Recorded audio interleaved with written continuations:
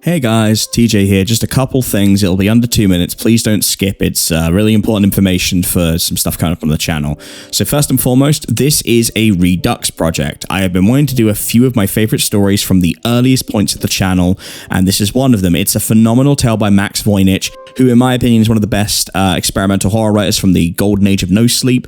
He doesn't post much anymore, but you may have heard him on Creepcast. He just had a couple of his stories featured there. He has a phenomenal podcast that's called Happy and We Know It. I hope they carry on uploading. It's one of my favorite pieces they've ever done, and you can find more of his work across No Sleep and YouTube. This is one of his stories. I really appreciate being able to redo it and show you guys how much I've grown. Second thing, there will not be a regular upload on Sunday. It'll actually be a video about 20 minutes long addressing some of the situations of demonetization and where me and Vidith plan to go in the next few weeks. There is a live stream on Wednesday at about 6 p.m. EST. Me and Vidith are going to talk about the future of the channel, what we want to do after the next round of 1330 ends this week, talk about our break that's coming up and some cool things we got planned. The next Antlion chapter is going up on YouTube on Tuesday. It's already up on the Patreon if you want to support me there. It's 90 minutes. It's my take on an interview with a vampire. We start telling out a lot of the secrets of the book. We start dealing with pulling the threads together before we get to the final third act. And yeah, we've got some cool things in the pipeline.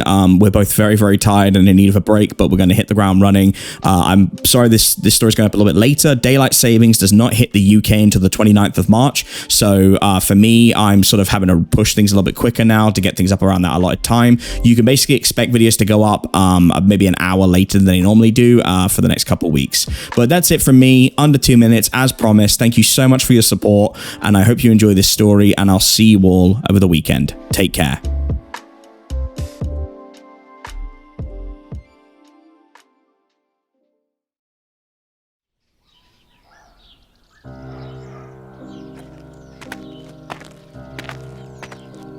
The grass is slick with dew. The gravel path that leads to the manor is thin, meandering, and every second step I have to shift slightly so as to avoid a rabbit.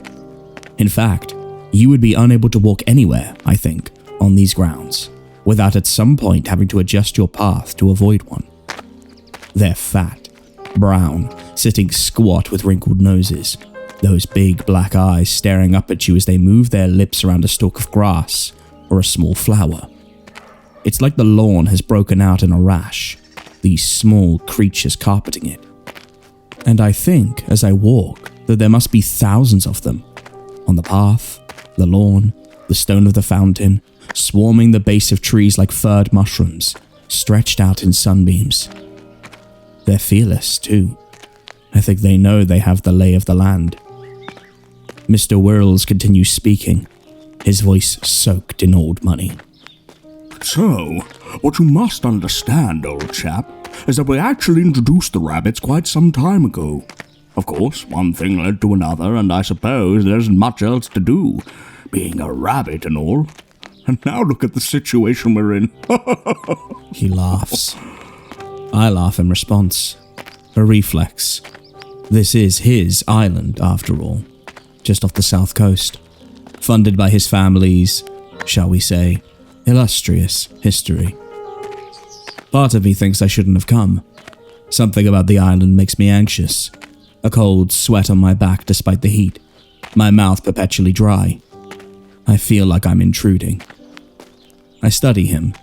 Graying hair, thick mutton chop sideburns that carpet his face. His lips perpetually wet and puckered. His teeth are long, his tongue white. When he speaks, thin ropes of saliva form across his open mouth, like spider webs, and sometimes he'll dart his tongue out to wipe them away. As I was saying, dear boy, once you have so many rabbits, all sorts of new options are afforded to you. My father, Truman R.R. Whirls, brought these rabbits to the island. They're not a native species, you see, and since then they've completely taken over. Destroyed local wildlife. Isn't much of a concern for me. Never much liked local wildlife anyway. Difficult. Unpredictable. We've reached the end of the path now, and started ascending some steps, having to move from side to side to avoid these damned rabbits. These huge rabbits, the size of a small dog or cat. These fat and pampered rabbits that seemed to glare at me, judging me. The perfect climate for it, you see. My wife explains better than I do. Oh, they love the heat here, really, they do. She's just waiting for us to start afternoon tea. I nod, murmur something in agreement. I'm trying to act calm. I hate it. I hate the way he speaks and the way he addresses me, and I want to leave. I don't much see it as a boon. If anything, it's a great pleasure being so thoroughly swarmed. He holds out his hands, wiggles his fingers to draw my attention to the tan leather gloves he's wearing. Lots of rabbits means lots of skin, boy. Lots of skin means these lovely gloves. This jacket. And I notice now he's wearing a similarly coloured tan waistcoat under his blazer. And so much more. The meat's not half bad either. In a stew or just fried and served on bread with mustard. A nice sharp mustard. Maybe some leaves and herbs from the garden. The meat can be a little tough, but I think that adds character. His mind wanders. His voice trails off. We're stood outside the main doors now, and I take a moment just to breathe it in. The sight of the whole grounds almost vibrating with rabbits. These clumsy, long-footed, stupid creatures that hop and nibble and stay silent. Something about these creatures terrifies me. Their mollified gaze, their little spasms that pass for movement, the way their eyes are all black and so it seems as if they're always watching. Their ears huge, upright, sun shining through the thin skin so I can see the thin web of veins beneath. I feel like all of them, the thousands twitching on the lawn, are judging me. But for what? I'm lost for words. Try to offer something but only speak in platitudes.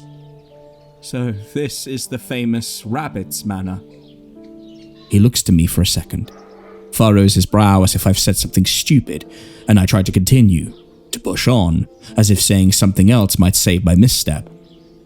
And these must be the famous rabbits. He shakes his head, itches a sideburn. The sound is like sandpaper. Albine, no, you couldn't be more wrong. This is the guest house. Rather grand, yes, I suppose, but the guest house nonetheless. And these aren't rabbits. I blink. What? These are hares. Entirely separate species, much bigger too. You'd never find a rabbit as big as Bertrand here. He points to a hare near our feet with a cane. Does he know all their names? Or a rabbit as hardy. A pause. He speaks again. There must be some confusion. You're right. Sorry, I just thought... Don't apologize. Easy enough mistake to make. An idea seems to settle in his mind, and a grin stretches over his face, parting his lips just a little so that the spit bubbles between them. He winks. Right this way. I'll show you Rabbit's Manor. And so we walk round the guest house, stepping over the hares, occasionally having to tap one with a cane to get it to move, making our way through the trees and slowly up a set of stairs in the undergrowth. They're covered with moss, the old stone cracked and worn, and after a while my legs begin to ache. We finally reach the top. The path is overgrown and branches blot out the sun above us. Something has changed, though. There's a smell now, like sweat or shit. A low buzzing, and a sound, faint but there. A sound like hundreds of small moans and wails and shouts. I feel my body tense in anticipation. I chew my lip, and in my mind I repeat 5 words. I should not be here. I should not be here. I should not be here. We keep walking to the end of the path, and there I'm able for the first time to see Rabbit's Manor. To see Rabbit's Manor and its grounds. And there, carpeting its grounds in the same way the hares were before, are hundreds, if not thousands of bodies, of all shapes and sizes, all naked, pale, crouched or prone. Bodies laughing and fucking and moaning and screaming and pulling at their hair and slapping their own faces and shaking in the wet grass. Bodies bathing in the green water of the fountain. Bodies climbing trees. Bodies sick and old and blind and mute, and some mewing like stray cats and some just howling. Human bodies. They're all skin and bones, so thin it seems like the wind might snap them.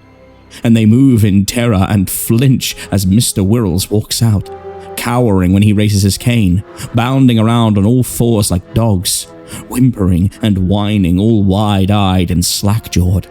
These are the rabbits, dear boy. And this is Rabbit Manor. And as my eyes raised to the vast, towering castle in front of me, I can make out two women sat in front, drinking cups of tea under a baby pink parasol, and they wave, blow kisses. I hear one of them laugh, a sound like broken china, smashed glass. Why do we call them rabbits? Well, it's simple really. They fuck like them. Like rabbits. I want to slip out of my skin. I could feel the rabbit's eyes on me. I know it. Their eyes fixed on me, struck dumb and mute and watching. We only started with a handful, and now look. Around the women's feet, rabbits move, murmuring, drooling. I want to throw up. I taste bile. The sounds of the rabbits builds until it's all I can hear and I'm silent. The noise presses against my temples, throbs. Mr. Wirrels turns to me with a frown. My apologies. Wiggles his fingers, gestures to his wife and the other woman who are nibbling at white bread sandwiches and giggling. After you, I find a cup of tea refreshing. He winks. Settles your stomach before a hunt.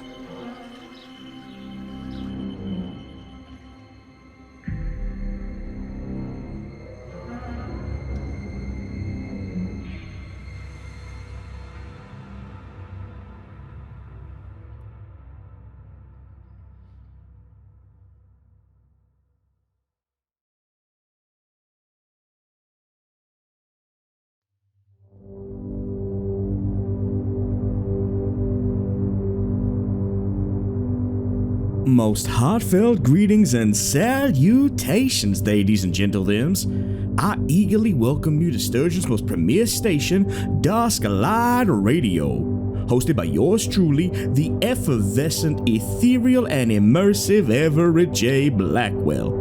This creeping tale of dread and rabbits and aristocracy was crafted by experimental wunderkind Max Voynich. Max has been an early supporter of the channel since our very first transmissions, and you can hear him recently over on the Creepcast project, where they adapted some of his works. Please check out more of his work over at r/Max Voynich, and you can see more of his unique designs and takes on experimental literature through his podcast, Happy and We Know It. I really hope they return to the airwaves someday soon.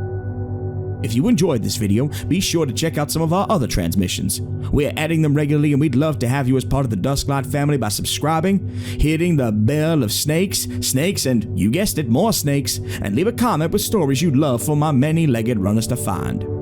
Now, I want to thank all of our patrons for making this possible. If you want to sign up, it's as little as $1 a month, and you get exclusive content, early access videos and stories, updates, and more. But times are tough, and we will always be grateful for support no matter what form it comes in. Financial, spiritual, corporeal, maniacal, whatever you want. It really helps us out. Dusklight gives thanks to, first, our Sturgeonite faithfuls: Sabrina Alexander, Laree W, PRDL12, Jason Webb, Jimmy Ricardo, 21 Keys, Jack the Lad, Nathan Billings, J.I. Lara, Val Was Taken, Amy Walrath, Dexter, Heather Gee, P. Tripp, Super Abyss, and Morgan Ra. Our Purple Crayon Eaters: Feeny Von Karma, Max, Phi, Amara, Ashabel, Candyman Gloving, Mike, Alex, Gail Allstott, Echo Kion, Ian Hancocks, and Kendra Wilson. Our janitors, Alex Nunez, Arkham Cookie, Amy, Adrian R., Heather Cayley, Scott, Death31, Sabine Eclipse, Joy Flint Healy, Dux, Shane Lewis, and Allie.